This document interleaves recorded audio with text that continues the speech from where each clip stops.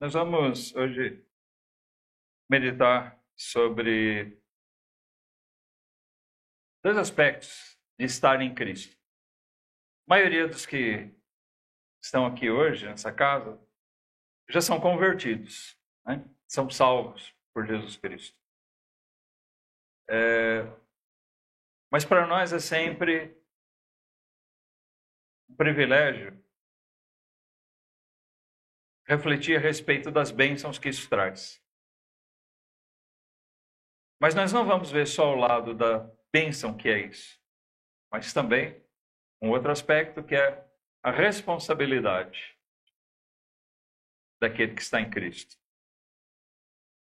Mas para aqueles que porventura estejam no nosso meio, que ainda não tenham sua fé depositada em Cristo como seu Senhor, seu único Senhor e Salvador, então, também aquilo que nós vamos ler hoje da Palavra de Deus tem uma importância fundamental.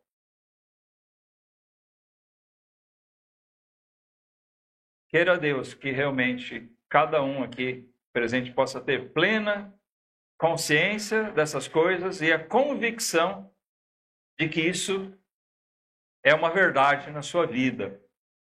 E se não é ainda, que venha a ser. Tá?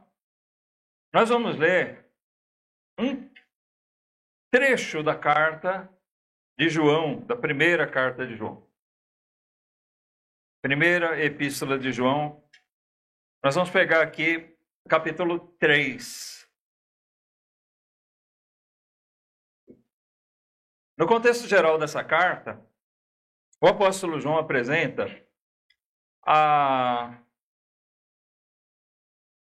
as verdadeiras características de uma pessoa salva. Se você quer saber, né, se você tem alguma dúvida, sou ou não sou salvo? Leia essa carta de João.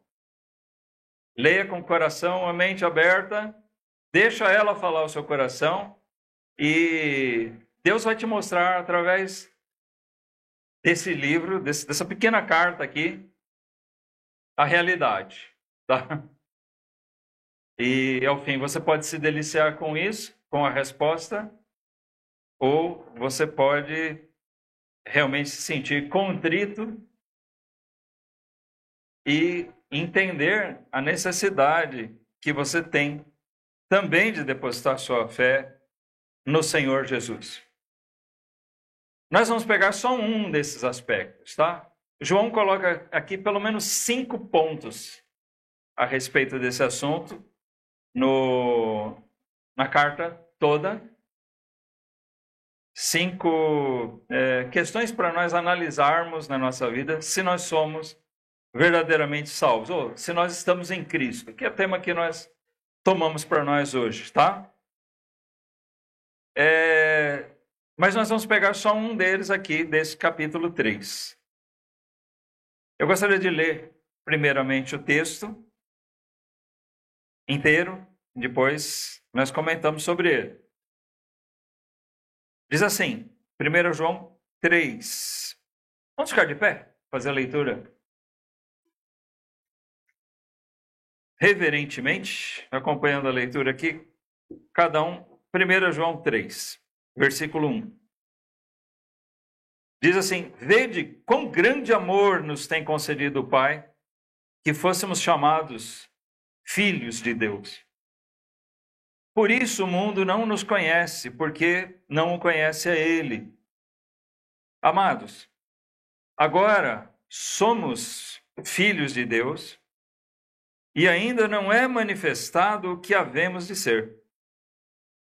Mas sabemos que, quando Ele se manifestar, seremos semelhantes a Ele, porque assim como é, o veremos.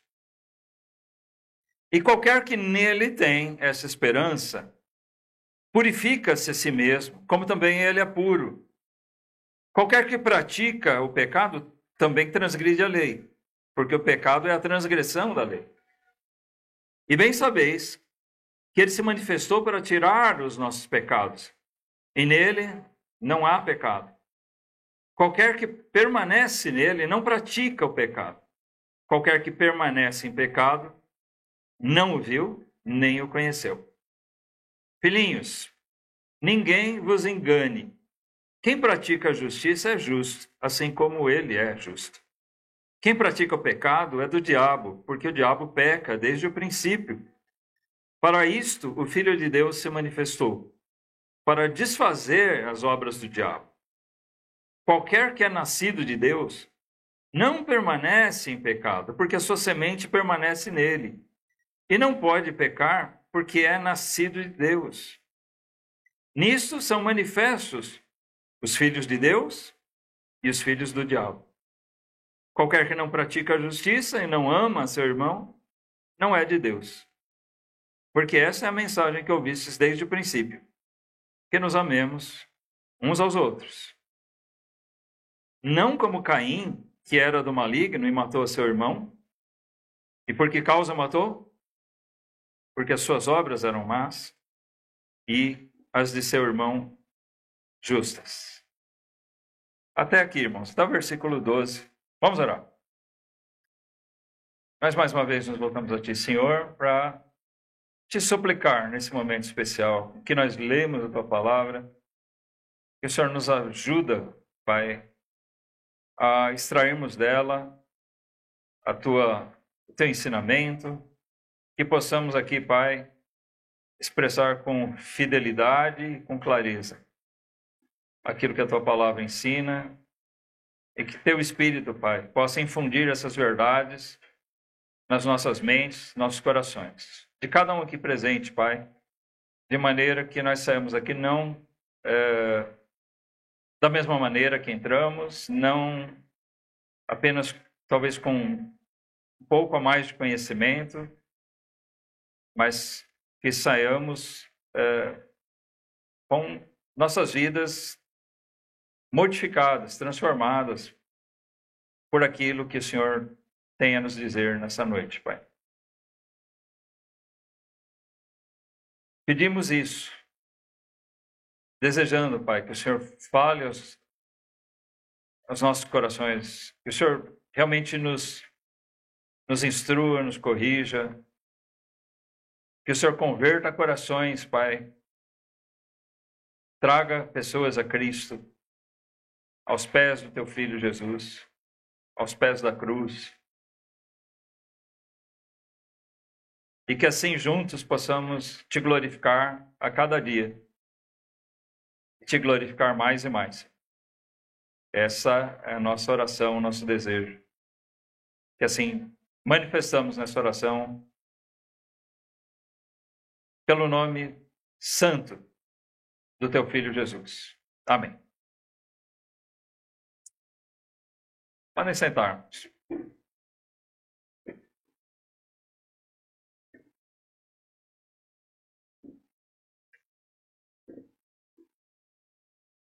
Então, como eu disse no começo, aqui na introdução,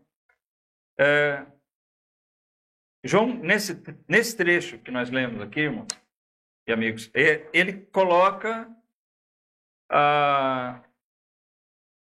dois aspectos sobre o que é estar em Cristo.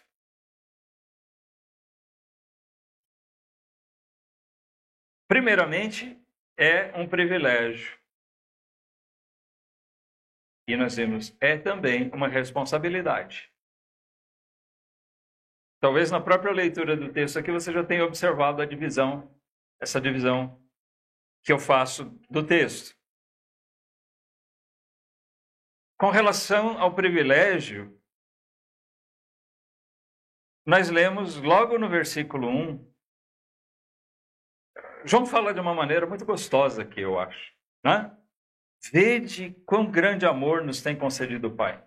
Ele ressalta uma coisa maravilhosa, que é fruto do amor de Deus pelos pecadores. Sabe, aquele amor que é manifesto tão claramente lá em João, na carta, no Evangelho escrito por esse mesmo autor dessa carta, João 3,16, né? Quando ele diz que Deus amou o mundo de tal maneira Deus não amou só o judeu. Deus amou o mundo, todos os povos. E de uma maneira tão grande, tão maravilhosa, tá? Que ele não só disse que amava. Né? O amor de Deus é prático. Não é um amor teórico, um amor de palavras. É um amor verdadeiro que é provado. O que ele fez? Ele deu o seu próprio filho. É o que diz lá João 3,16. Deus amou o mundo de tal maneira que deu o seu filho unigênito. Não um entre vários, mas único. O único gerado dele. O único que esteve aqui como homem, mas em toda a sua essência, ele permaneceu 100% Deus. A essência de Jesus, né? Ela conseguiu reunir as características humanas sem deixar a sua divindade de lado. Foi Deus mesmo se manifestando na pessoa do Filho, de uma maneira que Paulo mesmo chega a expressar lá no livro de Atos, que Deus derramou o seu sangue. Nós sabemos muito bem que quem derramou o sangue lá na cruz foi Jesus. Mas por que ali Paulo fala o sangue de Deus em Atos 20? Porque Jesus é Deus. E é assim chamado o Filho de Deus, a pessoa do Filho, manifesta por nós. Era Deus mesmo se fazendo carne, e por isso o nome profético de Jesus era... O nome profético de Jesus? Se fez homem, era? Como? Hã? Ah, tá. Eu queria ouvir o coro, né? Eu sou surdo. Como era mesmo? Emanuel, agora sim. Surdo, cego. Mas não louco ainda.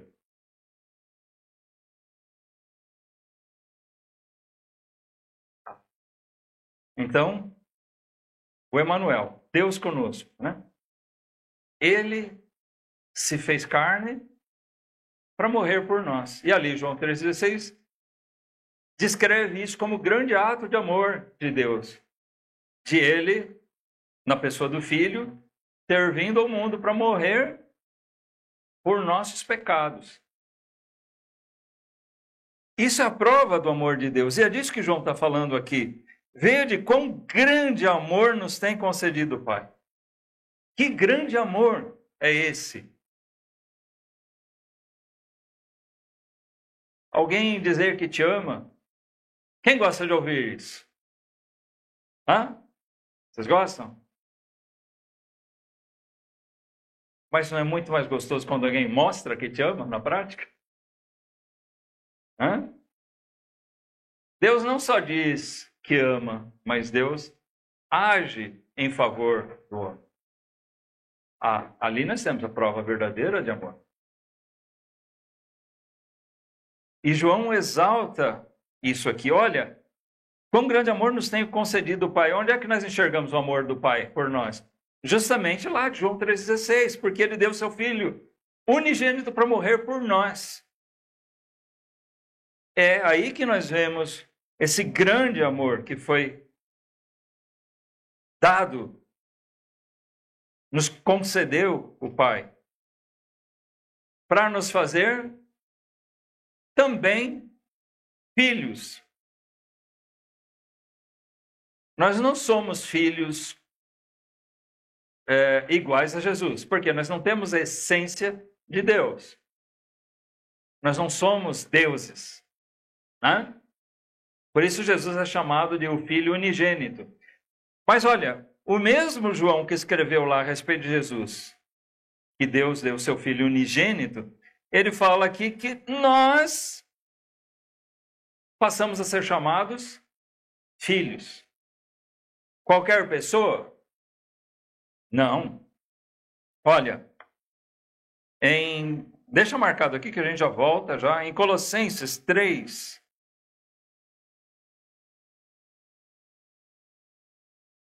Desculpa, em Gálatas 3.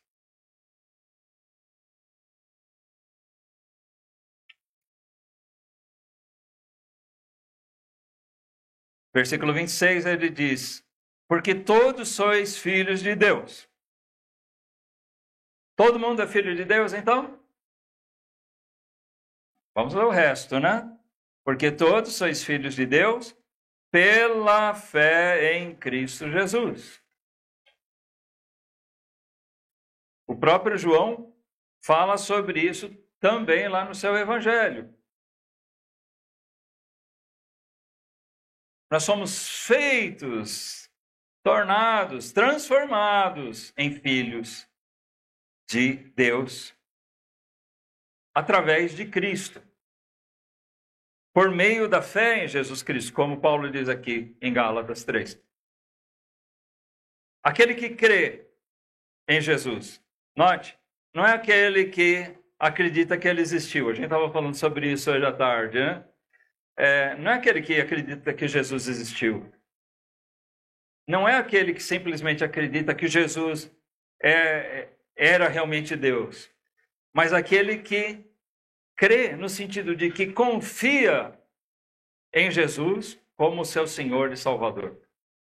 Eu coloco a minha alma nas mãos dele. Isso é fé em Jesus. Não é acreditar que ele existiu, nem acreditar que ele vai resolver nossos problemas aqui.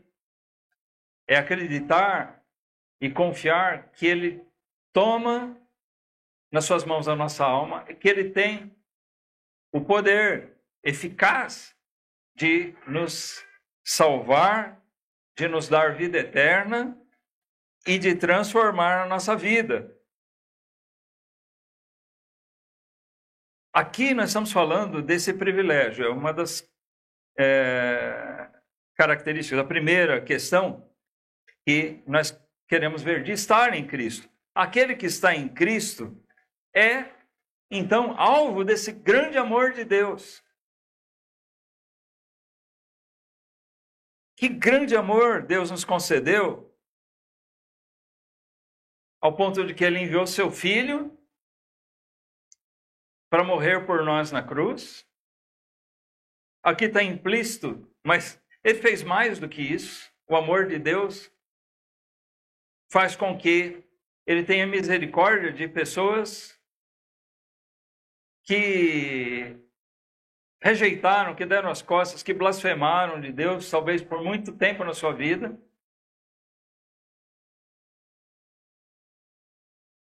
E ele envia seu próprio Espírito para falar ao nosso coração, à nossa vida, para nos convencer do nosso erro, da nossa condição pecaminosa.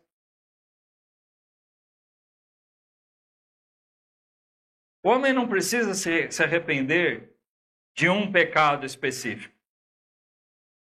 O arrependimento dos pecados é mais amplo do que isso. O arrependimento é sobre uma vida de pecados. Sejam eles de que tipo ou tamanho, né, seja. Porque nós categorizamos os pecados. Mas para Deus, pecado é pecado. Jesus mesmo disse que se você quebrar um ponto da lei, você quebrou a lei. Não importa qual dos pontos dos mandamentos nós infringirmos. Se você cumpriu 9 a vida inteira, mas uma vez você deslizou e pecou em um daqueles pontos, pronto. Você é culpado. Mas nós sabemos que ao longo da nossa vida nós pecamos constantemente.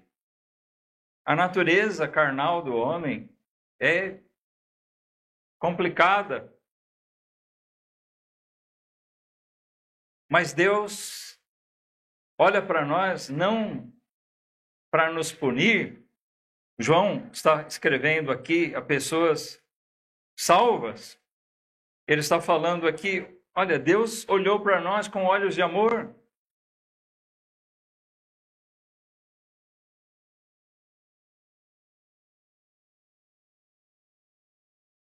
Ele revelou Jesus Cristo para nós.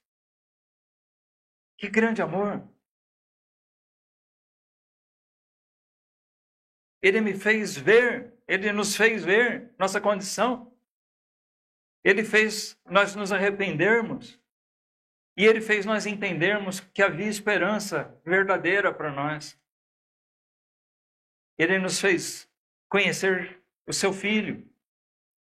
Ele nos fez conhecer seu plano maravilhoso de redenção de uma raça perdida, da qual nós fazemos parte.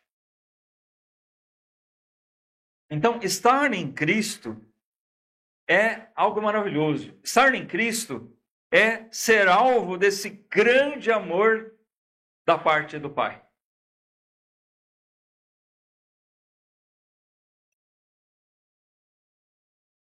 Ele diz aqui, por isso o mundo não nos conhece, porque não conhece a Ele. A palavra conhecer, que é traduzido aqui, não é só como nós costumamos, né? Conhecer o vizinho. Ter conhecimento, para nós, é saber da existência de alguém. Ah, você conhece fulano de tal? Ah, conheço, já li alguma coisa sobre ele. Não.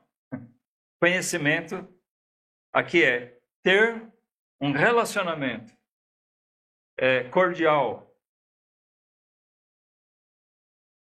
O mundo não se agrada do modo de viver dos salvos, porque muitas vezes, quando nós simplesmente estamos querendo viver a vontade de Deus, isso perturba algumas pessoas, porque elas se sentem incomodadas.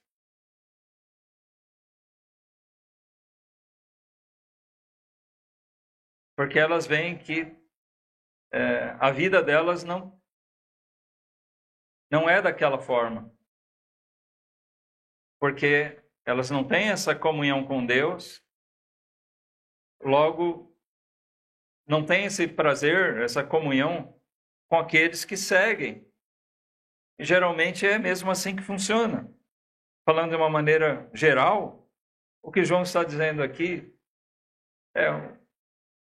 irmãos, o mundo não gosta muito da gente, porque não gosta de Deus.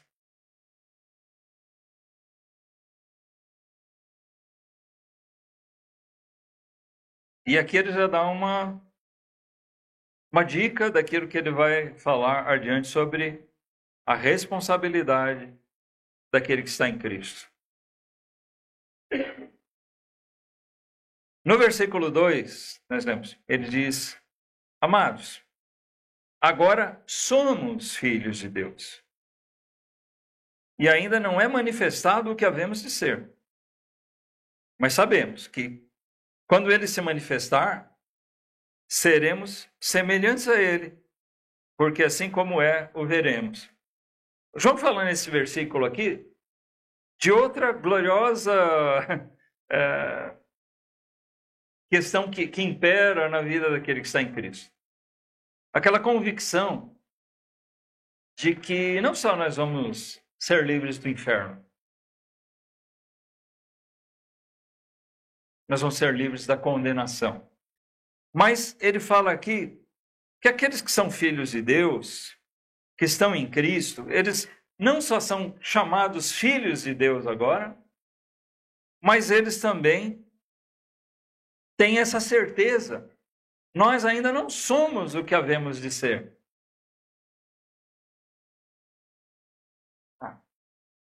Eu digo, eu sou um filho de Deus. Por quê? Porque estou em Cristo. Amém. Até aí tudo bem. Mas alguém certamente pode olhar para mim e apontar uma série de defeitos. Sim, o que a gente tem a dizer? Olha, eu ainda não sou o que eu hei de ser. Tanto no nosso aperfeiçoamento aqui nessa vida, como na nossa carreira cristã, mas principalmente ele está falando daquele estado de perfeição que nós vamos nos encontrar quando nós formos livres desse corpo aqui. Porque a palavra de Deus, ela promete para nós vida eterna. E quando fala de vida eterna, não é uma coisa assim figurada, é vida mesmo. Tá? Jesus assegura isso. Ele fala, eu vim para que tenhais vida, e vida em abundância. Ele está falando de vida verdadeira, vida eterna. Mas não vai ser uma reencarnação. A gente estava estudando hoje aqui sobre o budismo, né? Uma das crenças deles é a reencarnação. Não, não é viver outra vez do mesmo jeito que a gente vive aqui. Talvez eu volte como um rei, ou como, né? Brincou o irmão marido, talvez eu volte como uma barata. Não, não é disso. Reencarnação não existe. A Bíblia diz o quê? Que ao homem está ordenado morrer uma vez. Tá? Ele vive e morre uma vez. E assim ele vai dar contas ao seu Criador. Não existe uma segunda chance. Nós temos essa oportunidade, essa vida aqui que ele nos deu. Mas, quando ele fala aqui de nós sermos manifestos, semelhantes a Cristo, quando ele voltar, ele está falando que nós vamos ter um corpo similar ao de Cristo. Porque Jesus, tendo encarnado, morreu e ele ressuscitou, mas ele não ressuscitou da mesma maneira que ele era. Existem muitos questionamentos a respeito disso, de como foi exatamente isso. Mas não era o mesmo corpo. Jesus ressuscitou, levantou aquele corpo, mas aquele corpo foi transformado. Os discípulos relatam que numa determinada vez, Jesus atravessou parede.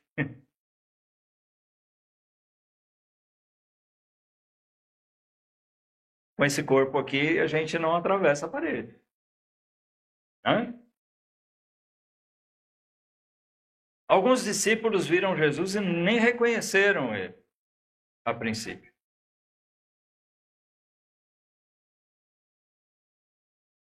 Mas o grande fato, que realmente é importante, não é a diferença física do semblante, que pode haver ou não, mas sim o fato de ser um corpo já isento dessa condição do pecado, do desgaste e da tendência para o pecado.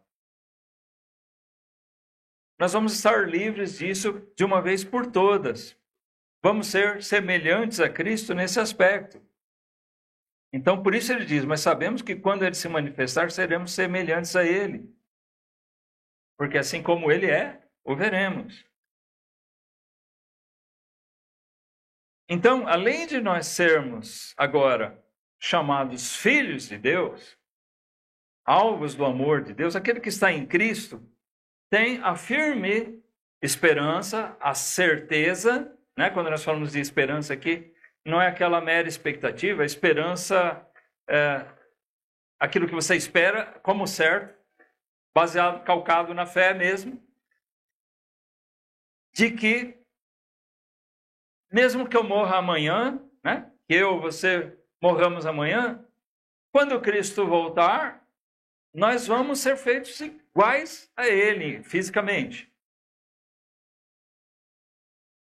E vamos ter vida, vida eterna, vida livre do pecado, livre da morte, livre da dor.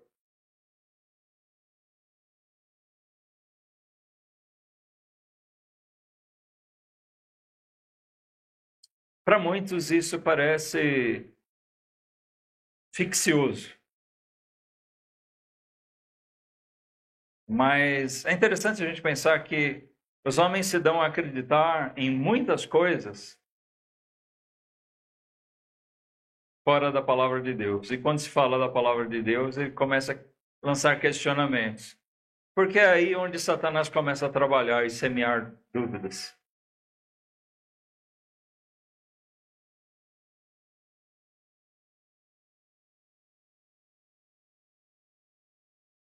Nós temos vida. A vida é um milagre. Né? Mesmo essa vida aqui. Pensa na complexidade que é seu corpo, sua mente, seu cérebro. Uma coisa que me marcou bastante uma vez, vendo uma entrevista de não lembro como se chama, mas é um médico que é cirurgião só de cérebro. Neurocirurgião, é isso, né? Tá. Mas ele estava falando, com tudo que a ciência médica desenvolveu, a gente ouve falar, né, partes do cérebro que comandam isso, aquilo, tal, é interessante. Mas ele estava dizendo, olha, nós não conhecemos quase nada do cérebro humano. A verdade é essa. Nós sabemos muito pouco. Nós conhecemos mais do espaço sideral do que do próprio cérebro do homem. E o que o homem conhece do espaço? Algumas galáxias? De um espaço infinito? O que eu quero dizer é que se nós pararmos para pensar, a nossa própria existência é uma coisa fantástica. Nossa existência hoje, da forma que nós somos. O Deus que criou todas as coisas, será que ele é limitado a ponto de não poder fazer isso? Nós temos que entender que o Deus Criador, Senhor de todas as coisas, ele não tem limite. Ele não tem limite de idade, ele não vai ficar velho demais, nem cansado, as forças dele vão se esgotar.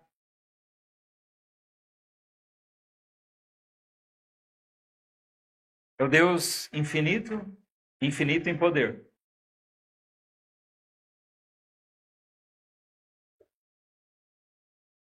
E quando nós lemos as Escrituras, as promessas de Deus, o crente, aquele que está em Cristo, ele se vê cheio de vigor, de esperança. Esperança viva. A nossa esperança não está nessa vida aqui. O brasileiro, particularmente, é um povo bem otimista, né? Está sempre na esperança de que esse país vai melhorar, né? Afinal, o Brasil é o país do futuro. Eu tenho 60 anos. Quando era pequeno, eu já ouvi essa história, que o Brasil era o país do futuro. Pode até ser que um dia se torne alguma coisa relevante mesmo. Mas sabe, a nossa esperança não está aqui, não está nisso. A nossa esperança está em coisas muito maiores, muito além, nas coisas eternas. Porque a palavra de Deus nos dá essa perspectiva. A palavra de Deus faz a gente ver que a nossa existência vai muito além daquilo que nós enxergamos, do que nós temos, do que nós comemos, do que nós compramos, vestimos, daquilo que a gente se ocupa, se diverte. A vida é muito maior do que isso, é muito além. A razão da nossa existência é muito maior do que apenas fazer essas coisas. O livro de Eclesiastes fala a respeito dessas coisas dessa vida. Vaidade de vaidade. Tudo é vaidade. Essas coisas passam. Tá? Vaidade é uma coisa passageira. Tudo aqui passa. Aquelas coisas que a gente considera tão importantes hoje, elas vêm e vão. Ou elas nem chegam a vir, nem chega a ter, né? Você às vezes alimenta uma expectativa de coisas aqui e não acontece. ou se acontece, você tem por um tempo, ou enjoa, estraga, morre. Tudo aqui é passageiro, tudo. Mas não aquilo que Deus reserva para nós. Amém? Como filhos de Deus, aquele que está em Cristo, ele está firmado, ele está com os olhos voltados para aquilo que é eterno, para aquilo que não vai passar.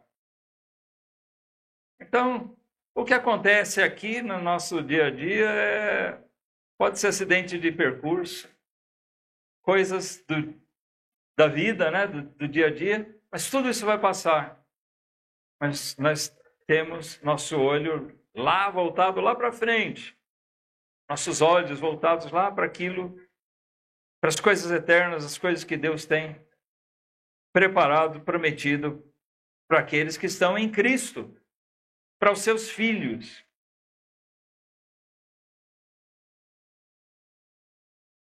Mas aqui, a partir do versículo 3, uma vez que ele está falando essa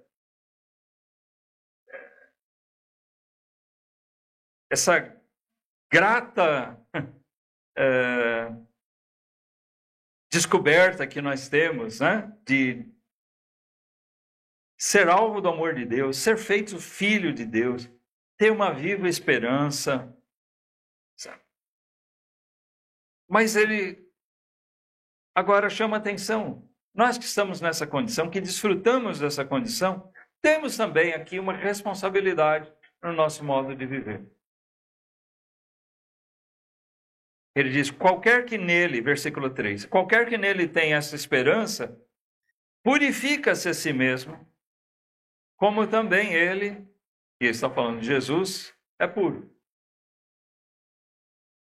Qualquer que tenha essa esperança, que esperança? Aquela que nós acabamos de falar no versículo 2, de que nós seremos semelhantes a ele na vida eterna.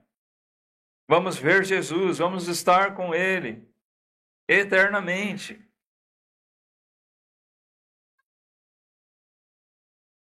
Então ele diz, olha, aquele que está em Cristo, ele tem também uma responsabilidade, não tem só privilégio. Eu sou filho de Deus. Eu já vi até evangélico, né, batendo o peito. Eu sou filho do rei.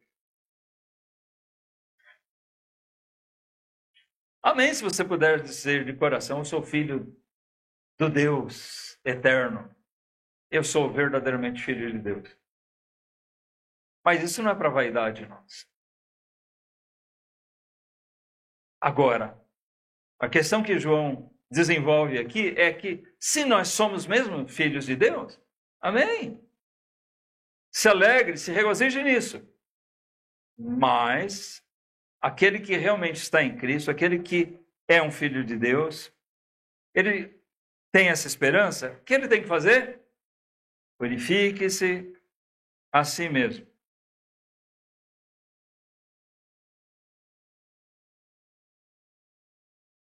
Aqui ele passa a traçar a responsabilidade, a grande responsabilidade daquele que está em Cristo. Infelizmente é uma coisa que tem se perdido no meio chamado evangelho. Uma vida que busca a purificação, santificação. Os púlpitos das igrejas não estão sendo ocupados por essa pregação, que é constante na Bíblia. Sabe, nós não precisamos ser santos para ser salvos. Nós não precisamos praticar as obras para sermos salvos. Não é isso que a palavra de Deus revela. Mas ela fala que aquele que é salvo, aquele que está em Cristo, ele busca a santidade. Tá? O que se faz uma inversão das coisas. Aquele que está em Cristo, ele tem uma responsabilidade. E não está sendo pregado isso em muitos lugares. Sabe por quê? Porque as pessoas não querem ouvir a respeito disso. Talvez até alguém que esteja acompanhando essa pregação agora possa dizer, poxa, mas estava tão bom até agora. Até agora estava legal, mas e agora vai entrar naquela ladainha. É um assunto necessário. Eu disse no começo que João apresenta aqui alguns aspectos nessa carta, onde a gente, lendo, pode fazer a prova. Eu sou ou não sou um verdadeiro filho de Deus? Eu sou realmente salvo ou não? Quando a gente lê e se autoexamina, nós vamos poder tirar essa conclusão. É preciso que nós sejamos bem sinceros diante da palavra de Deus, à medida que nós somos questionados pelo que João diz aqui.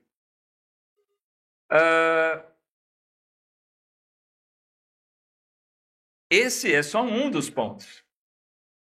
Tá? Então, o que ele está dizendo aqui para nós? Examine a sua filiação de Deus. Por quê? Aquele que é um filho de Deus, aquele que tem essa esperança, ele se purifica a si mesmo. Então, nós temos que nos questionar, como é que nós temos vivido? Nessas igrejas que eu mencionei agora, então, muitas delas estão lotadas, são grandes. Muitas delas são grandes. Grandes templos, salões enormes, cheios de pessoas.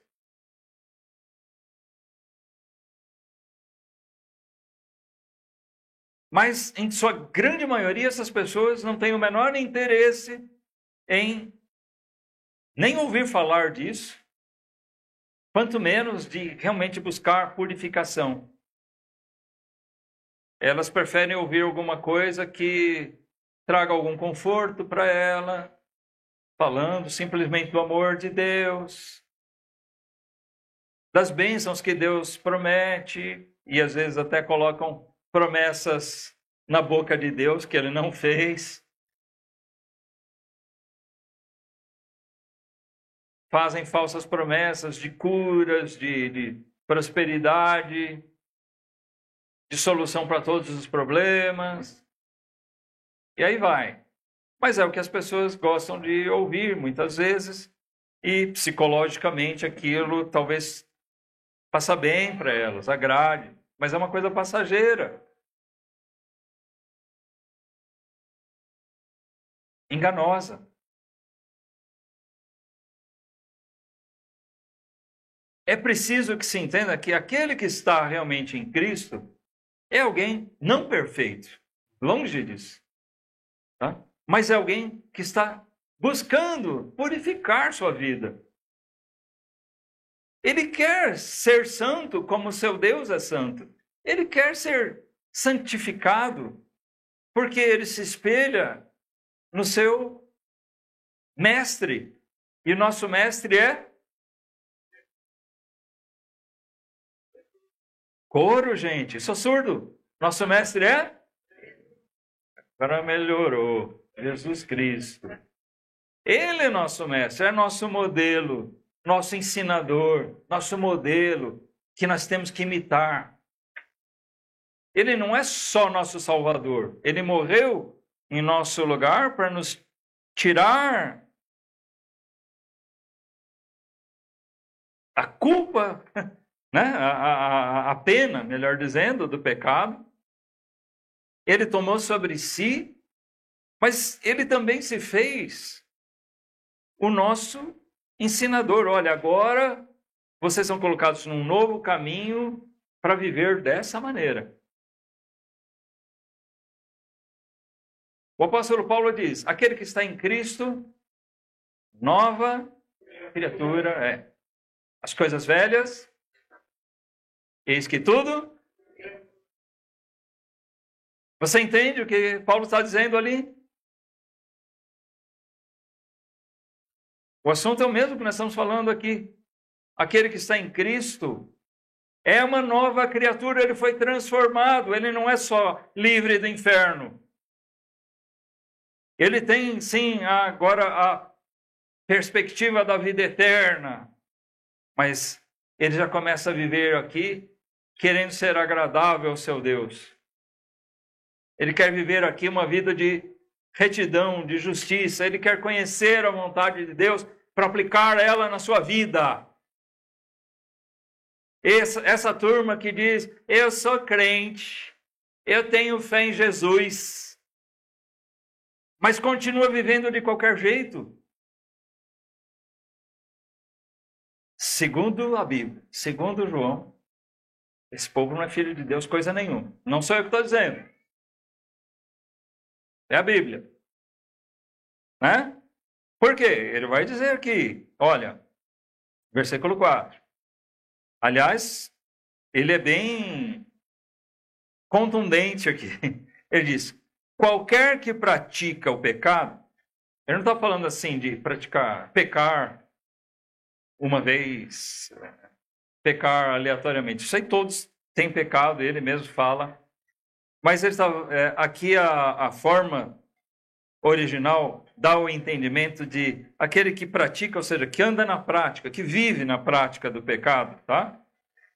Qualquer que vive na prática do pecado, ele também transgride a lei, porque o pecado é a transgressão da lei. E bem sabeis que ele, Jesus, se manifestou para tirar os nossos pecados. E nele não há pecado. Notem, Jesus se manifestou para tirar os nossos pecados. Não é só para jogar para debaixo do tapete, para disfarçar nossos pecados. Não é só para perdoar nossos pecados e não mudar nada. Sim, seus pecados são perdoados, mas daqui por diante, você tem uma nova meta de não pecar mais. Ah, quer dizer que eu não vou pecar nunca mais? Não. Enquanto nós estivermos nessa carne aqui, nós estamos sujeitos ao pecado. E com certeza vamos pecar muitas vezes. Mas nós vivemos uma busca de não permanecer mais no pecado. Nós queremos abandonar o pecado. O verdadeiro Filho de Deus, aquele que está em Cristo, ele tem uma busca incessante de purificação. Ele está sempre correndo do pecado. Ele quer se purificar, ele quer ser mais agradável ao seu Deus. Por quê? Porque Jesus se manifestou para tirar o nosso pecado. Não é só para tirar a culpa do pecado, é para tirar o pecado da nossa vida. Amém? Jesus tem esse propósito na nossa vida. É tirar o pecado da nossa vida. Que ele vá sendo abolido. Que o velho homem, como diz o apóstolo Paulo também, vá sendo mortificado. Quem que é o velho homem? É o jeito que eu era antes, até aqui. Até eu conhecer Cristo. Agora que eu estou em Cristo, eu sou uma nova criatura, é um novo homem. Então agora, eu vou mortificando aquilo que eu era e formando uma nova maneira de viver. Eu agora sou outra pessoa, com novas perspectivas, com novos conceitos. Por quê? Porque agora eu estou andando num relacionamento estreito de comunhão com o meu Deus. Porque agora eu sou um filho de Deus.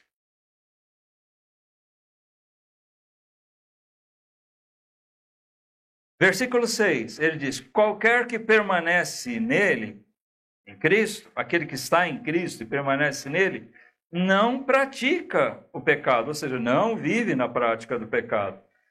Qualquer que permanece em pecado, não o viu nem o conheceu. Está vendo aquilo que eu disse? Não sou eu que estou falando, é João quem diz aqui. Ah, aquele que diz, eu sou crente, né? Eu sou crente em Cristo Jesus. Tá?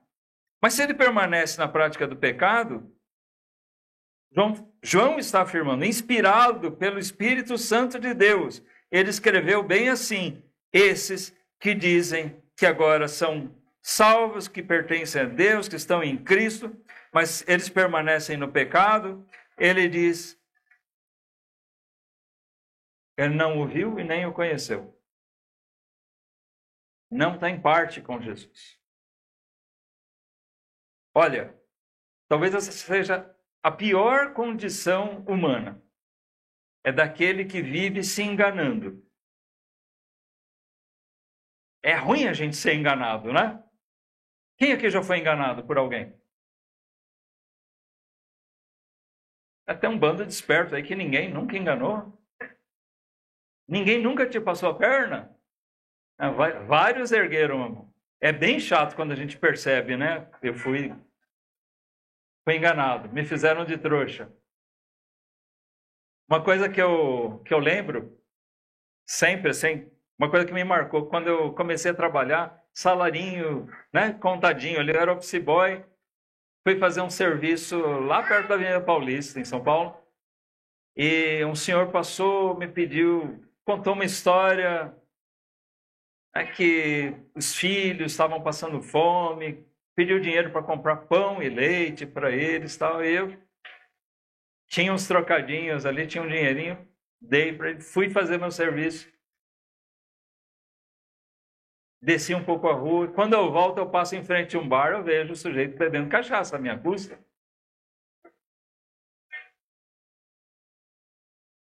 Eu fiquei bem chateado, né? Por ser enganado.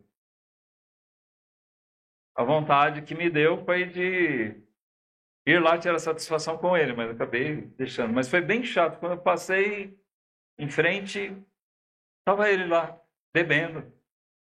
Eu logo pensei, para quem disse que os filhos estavam passando fome, agora eu entendo o que ele realmente queria fazer.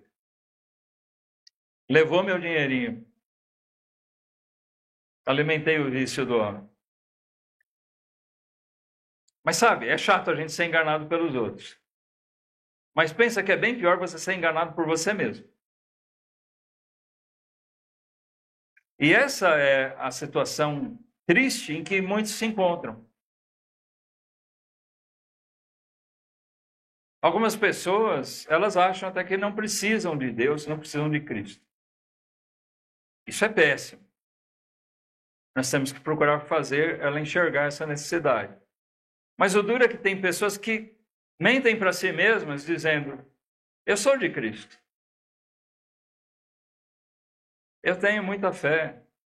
E elas dizem isso para si mesmas, e quando a gente vai conversar com elas, elas dizem isso para nós também.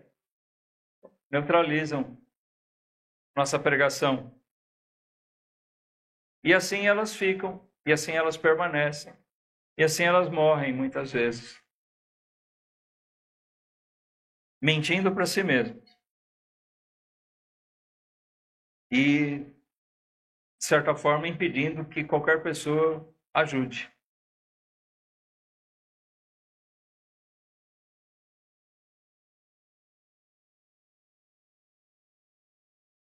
No versículo 7,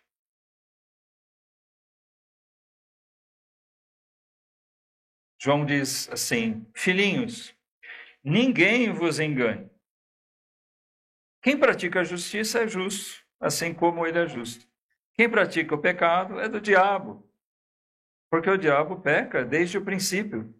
Para isso, o Filho de Deus se manifestou para desfazer as obras do diabo. Essa afirmação de João aqui, para alguns, soa muito pesado, né? Porque ele diz: aquele que peca, aquele que permanece no pecado, em vez de ser filho de Deus, ele é filho do diabo. Ninguém gosta de ser chamado de filho do diabo. Mas às vezes é preciso que se diga isso. E João coloca dessa maneira. Ou você é filho de Deus, né? E vê o grande amor que Deus te concedeu de te fazer um filho de Deus. Ou se você não é, como você pode saber se você é ou não é? Se você continua vivendo no pecado, se continua vivendo sem se importar com Deus,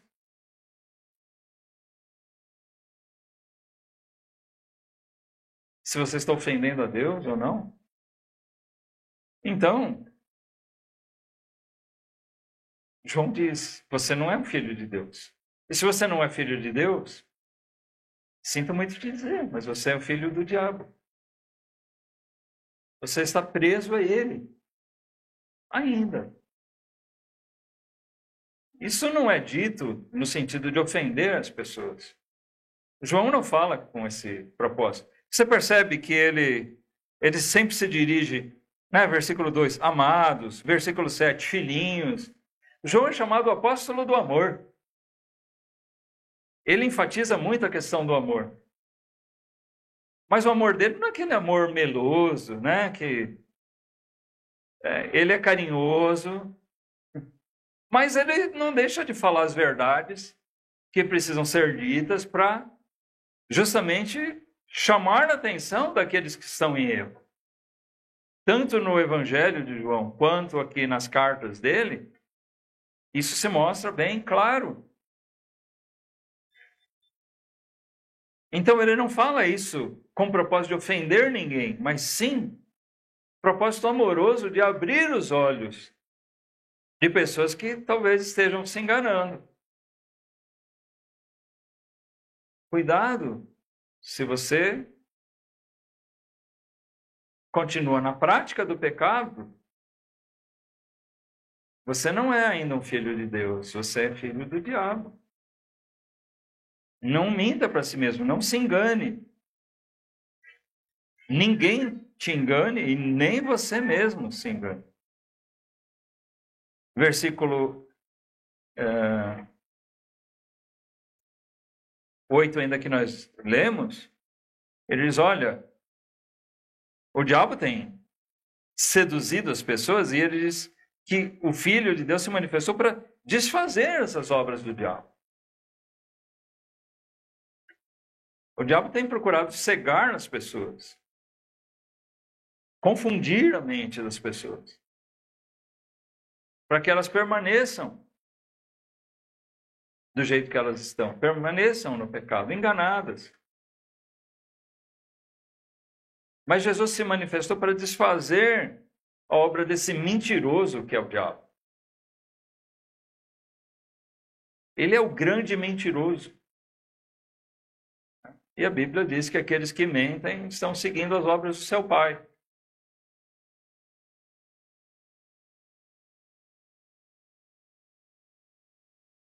Versículo 9 diz, qualquer que é nascido de Deus, esse nascimento aqui é pela fé, quando nós cremos em Jesus, qualquer que é nascido de Deus não permanece em pecado, porque a sua semente permanece nele, ou seja, a semente de Deus permanece nele agora. E não pode pecar, porque é nascido de Deus.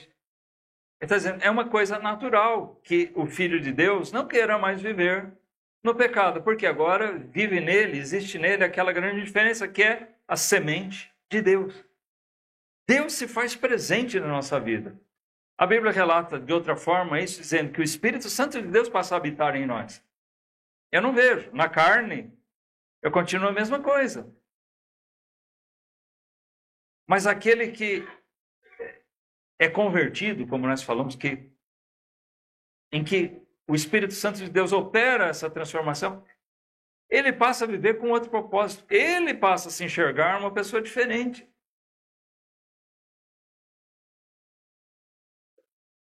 Eu fui criado num lar, pelo menos minha mãe, minhas irmãs eram já crentes. Então posso dizer que fui criado num lar cristão. Meu pai se converteu mais tarde, mas fui criado ali, frequentava a igreja, relutei contra o evangelho por muito tempo, mas quando realmente Deus abriu meus olhos e eu me converti, quando eu criei em Cristo, foi uma mudança radical na minha vida. Eu era jovem ainda, fui criado dentro de um lar cristão, mas mesmo assim eu senti uma transformação na minha vida.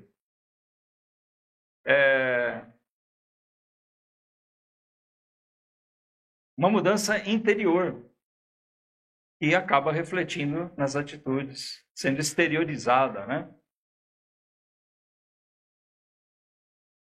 Então, na verdade, foi muito legal. Colegas perceberem que alguma coisa tinha acontecido. Eu me converti numa virada de ano, né? Em janeiro de 1976.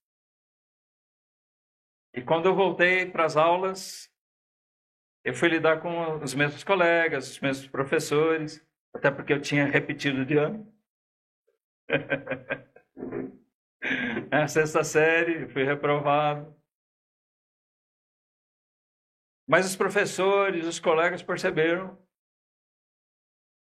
que alguma coisa realmente profunda tinha mudado na minha vida. E eu mesmo tinha consciência disso. O amor de Deus que foi concedido me fez uma nova criatura. Mudou minha perspectiva de vida. Dali para frente eu endireitei. De lá para cá, eu fui perfeito? Não.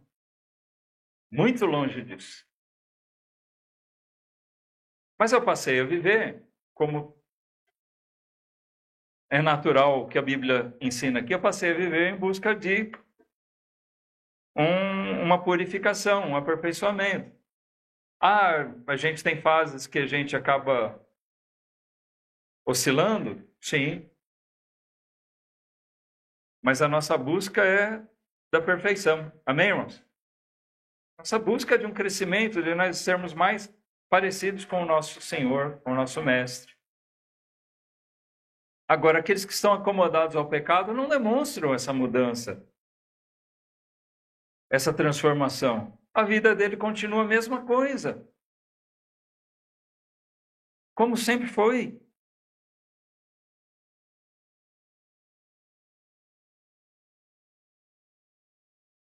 Por que acontece essa diferença? Porque nós temos em nós implantada a semente de Deus.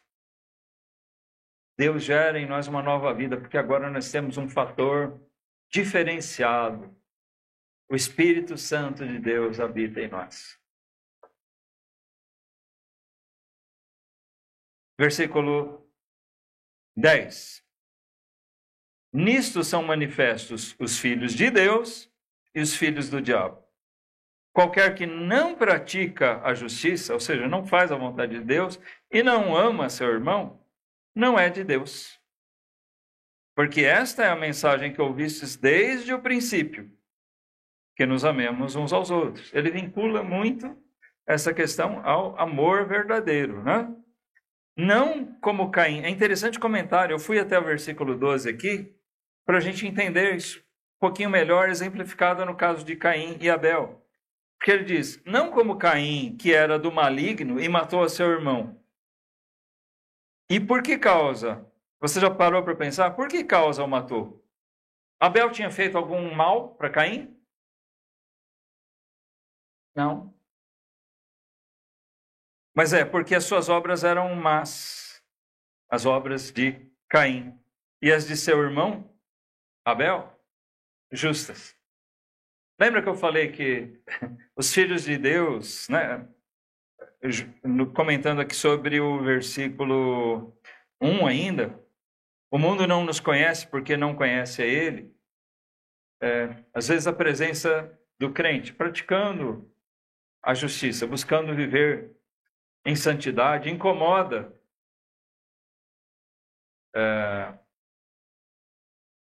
o ímpio, o incrédulo, aquele que não tem essa fé em Deus, em Jesus, na palavra dele. O Caim levou isso ao extremo. É um exemplo assim exponencial da questão. Porque as obras de Abel eram justas a ponto de que incomodaram Caim. Quando a oferta de Abel foi aceita, bem acolhida por Deus, e a de Caim foi desprezada por Deus, Caim sabia muito bem por que isso aconteceu.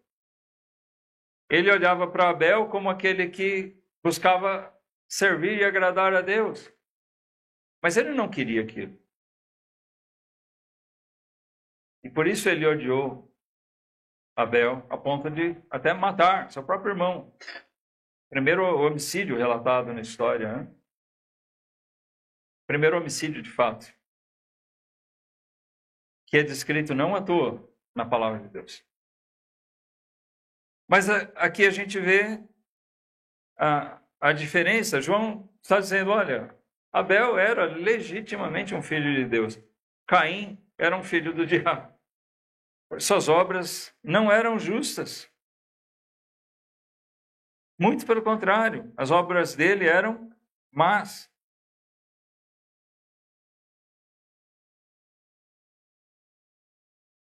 Mas ele também levou oferta ao Senhor, né? Caim levou oferta ao Senhor. Mas as obras dele eram más.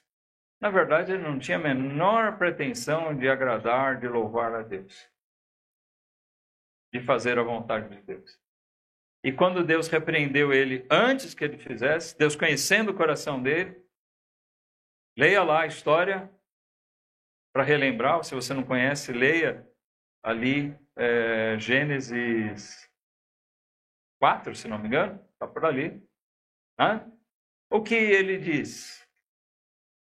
Deus fala para Caim, não faça isso. Não dê vazão ao seu coração. Em outras palavras, mas Deus conhecia o que ele estava pensando. E ele fez tudo aquilo que seu coração impenitente pedia. Fez a vontade da carne. Não se importou em ouvir o que Deus tinha a dizer.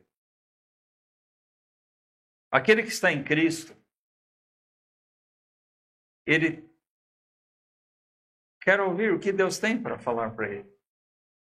Por isso ele tem sede da palavra. Ele tem desejo de ouvir.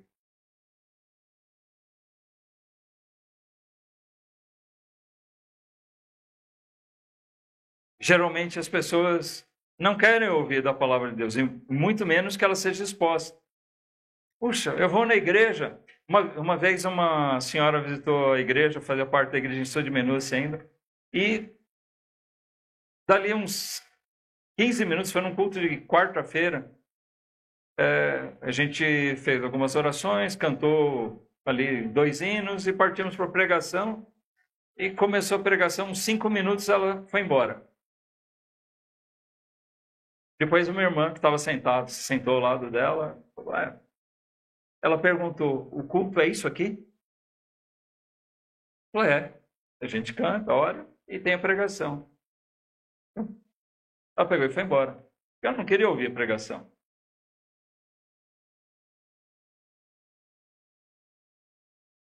Ela não tem interesse na palavra de Deus. Assim, muitas pessoas não têm paciência para ouvir a palavra de Deus, para ler a Bíblia. A Bíblia é um livro chato.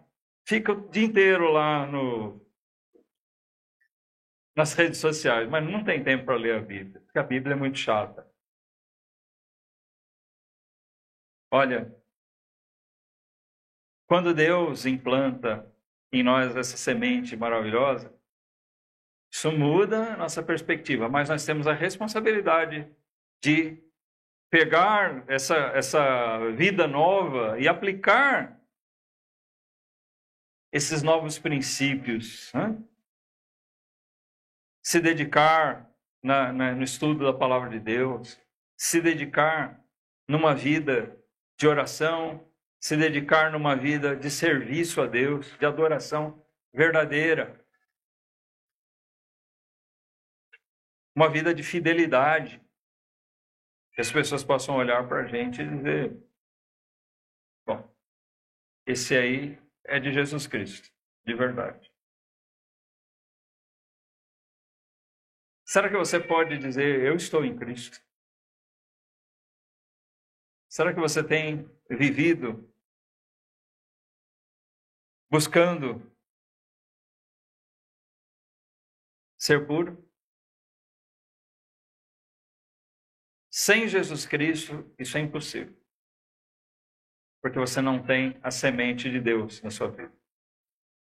Você precisa crer no Senhor Jesus, como teu Senhor, como teu Salvador.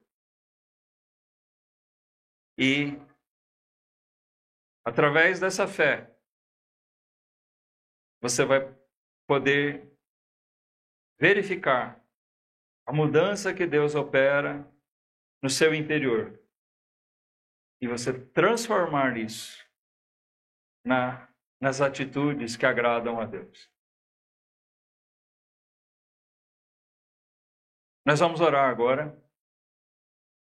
E eu gostaria de deixar aqui como um desfecho dessa mensagem, um convite a que cada um reflita a respeito da sua condição com Deus. Você está em Cristo. Você é um filho de Deus. Se você ainda não tem uma resposta positiva a isso, eu te convido a realmente ir além. Não só refletir a respeito disso pensando, mas de tomar uma atitude de verdadeira de fé. Você possa olhar para Cristo, considerando, Senhor, eu preciso da tua misericórdia, da tua graça na minha vida. E eu confio. Hoje eu entrego a minha alma nas tuas mãos. Que o Senhor Jesus possa ser o teu Salvador, teu Senhor. Que você possa viver daqui por diante como uma nova criatura. Viver para o Senhor. Vamos orar? Fica de pé.